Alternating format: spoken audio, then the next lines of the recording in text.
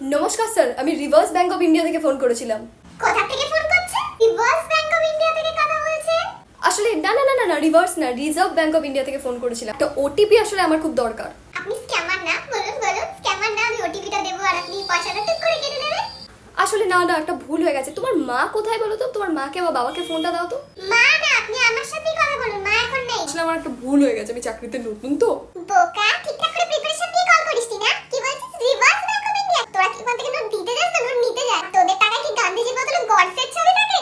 তোরা কি চাকরি পাওয়ার পরে টাকা নেওয়ার শপথ করিস? আরবিআই বলে তো সবাইকে সতর্ক থাকতে। তোরা কি বলিস লোককে অসতর্ক থাকতে? আরে না, তোমার একটা ভুল হচ্ছে, আমি স্ক্যামার নই।